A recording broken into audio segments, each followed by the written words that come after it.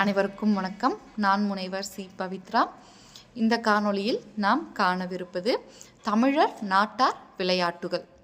சென்ற காணொளியில் நாட்டார் விளையாட்டுகள் குறித்த அறிமுகத்தை கண்டோம். அதன் தொடர்ச்சியாக நாட்டுப்புற விளையாட்டுகளில் ஆண்கள் விளையாடக்கூடிய விளையாட்டுகளை அடுத்தாக பார்க்கலாம். முதலில் ஜல்லிக்கட்டு குறித்து நாம் கண்டோம். ஜல்லிக்கட்டை தொடர்ந்து அதை போலவே ஆண்கள் விளையாடக்கூடிய விளையாட்டாகவும் ஆண்களின் வீரத்தை வெளிப்படுத்தக்கூடிய ஒரு விளையாட்டாகவும் விளங்கக்கூடியது இளவட்டக்கல். இதை நாம் பல்வேறு பகுதிகளில் கண்டிருக்க வாய்ப்புகள் அதிகம். இளவட்டக்கல் என்பது கனமான ஒரு கல்லினை தூக்கி தலைக்கு மேல் நிறுத்தி அதனை கீழே போடுவது.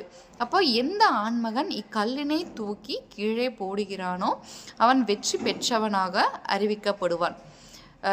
ஜல்லிக்கட்டை போன்று ஏறு தழுவும் விளையாட்டை போன்று இளவட்ட கல் தூக்கும் விளையாட்டும் திருமணத்தில் ஒரு ஆண்மகனின் வீரத்தை நிரூபித்து பெண் எடுக்கக்கூடிய ஒரு விளையாட்டாக இருந்துள்ளது.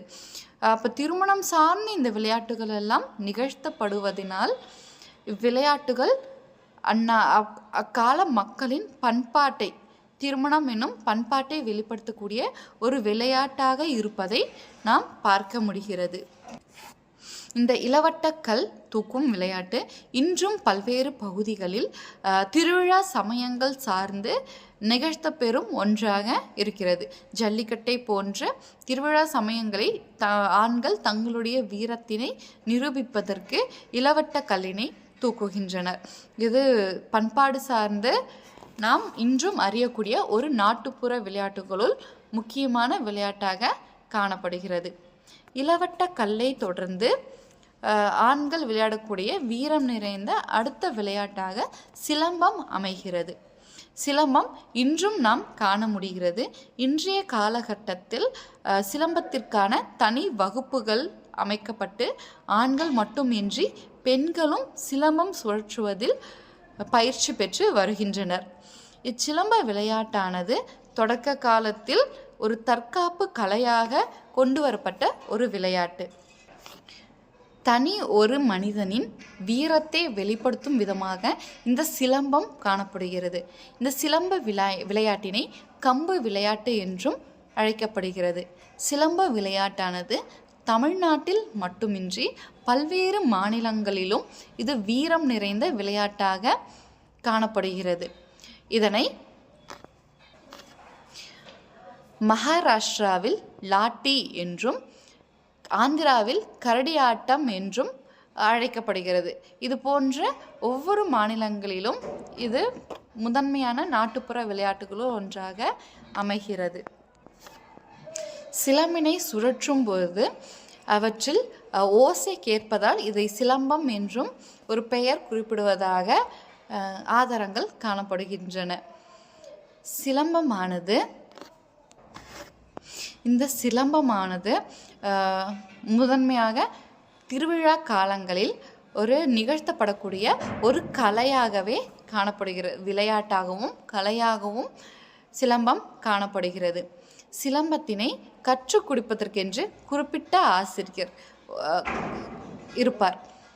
ஆசிரியர் இச்சிலம்பத்தினை தலைமுறையாக மக்களுக்கு கற்பிக்கப்பட்டு வருகின்றனர். சிலம்பம் என்னும் இந்த வீர விளையாட்டினை தொடக்க காலத்தில் ஆண்கள் மட்டுமே விளையாடி அதில் பயிற்சி பெற்று வந்திருந்தனர்.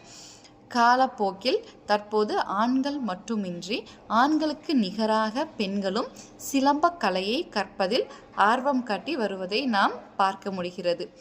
இத்தகைய வீரம் நிறைந்த சிலம்பத்தை அடுத்து நாம் காணக்கூடிய விளையாட்டாக மாட்டு பந்தயம். இது ஜல்லிக்கட்டை போன்றே மாட்டினை கொண்டு நிகழ்த்தப்படக்கூடிய ஒரு விளையாட்டு. பெரும்பாலும் திருவிழா சமயங்களில் இத்தகைய போட்டிகள் நடைபெறுகிறது. ஒவ்வொரு மாட்டினையும் ஏரில் பூட்டி முதலாவதாக மாட்டினை எடுத்து வந்து சேர்ப்பவருக்கே வெற்றியாளராக அறிவிக்கப்படுவர். இதுவும் நாட்டுப்புற விளையாட்டுகளில் முக்கியமான ஒன்றாக அமைகிறது.